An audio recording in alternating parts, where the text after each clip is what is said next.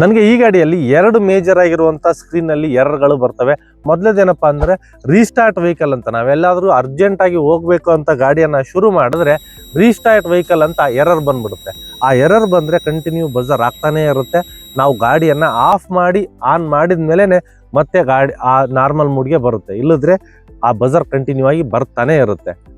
ಮತ್ತು ಇನ್ನೊಂದು ಪ್ರಾಬ್ಲಮ್ ಏನಪ್ಪ ಅನ್ನಂದರೆ ಈ ಗಾಡಿಯಲ್ಲಿರೋದು ಎರಡು ಬ್ಯಾಟ್ರಿಗಳು.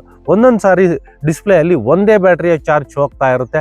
ಅಂದರೆ 50% ಒಂದು ಬ್ಯಾಟ್ರಿದು, ಇನ್ನೊಂದು ಬ್ಯಾಟ್ರಿದು 50%, ಟೋಟಲ್ 100% ಆಗಬೇಕಲ್ಲ. ಕೆಲವೊಂದು ಸರಿ ಅರ್ಧ ಚಾರ್ಜ್ ಮಾತ್ರನೇ ತೋರಿಸ್ತಾ ಇರುತ್ತೆ. ಗಾಡಿಯನ್ನು ಆಫ್ ಮಾಡಿ ಮತ್ತೆ ಆನ್ ಮಾಡಿದಾಗ ಮತ್ತೆ ಚಾರ್ಜ್ ಆಟೋಮೆಟಿಕ್ ತೋರಿಸುತ್ತೆ. 2 ಸಾರಿ ಸರ್ವಿಸ್ ಆದರೂ ಈ ಎರಡು ಪ್ರಾಬ್ಲಮ್ಗಳು ಇನ್ನೂ ಸಾಲ್ವ್ ಆಗಿಲ್ಲ.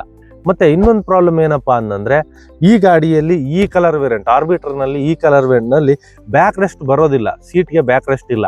ಸರಿ, ನಾನೇ ದುಡ್ಡು ಕೊಟ್ಟು ಹಾಕ್ಸ್ಕೊತೀನಿ ಅಂದರೆ ಸರ್ವಿಸ್ ಸೆಂಟ್ರಲ್ಲೂ ಸಿಗ್ತಾ ಇಲ್ಲ, ಆನ್ಲೈನ್ನಲ್ಲೂ ಸಿಗ್ತಾ ಇಲ್ಲ. ಗಾಡಿ ಬಂದು 6 ತಿಂಗಳಾದರೂ ಇನ್ನೂ ಈ ಪಾರ್ಟ್ಗಳು ಮಾರ್ಕೆಟಲ್ಲಿ ಬಂದೇ ಇಲ್ಲ. ನಾನು ಡಿಸೆಂಬರಲ್ಲೇ ಈ ಗಾಡಿಯನ್ನು ತೊಗೊಳ್ಳೋವಾಗ ಬ್ಯಾಟ್ರಿ ಎಕ್ಸ್ಟೆಂಡೆಡ್ ಪ್ಲಾನ್ ಇನ್ನೂ ಬಂದಿಲ್ಲ, ಎಕ್ಸ್ಟೆಂಡೆಡ್ ವಾರಂಟಿ ಪ್ಲಾನ್ಗಳು ಬಂದ ಮೇಲೆ ಇನ್ಫಾರ್ಮ್ ಮಾಡ್ತೀವಿ ಅಂತ ಹೇಳಿದ್ರು. ಮೋಸ್ಟ್ಲಿ ಆ ಪ್ಲಾನ್ಗಳು ಇನ್ನೂ ಬಂದೇ ಇಲ್ಲ ಅನಿಸುತ್ತೆ. ಅದಕ್ಕೆ ಅವ್ರು ನಾನು ಇನ್ನೂ ಕಾಂಟ್ಯಾಕ್ಟ್ ಮಾಡೇ ಇಲ್ಲ.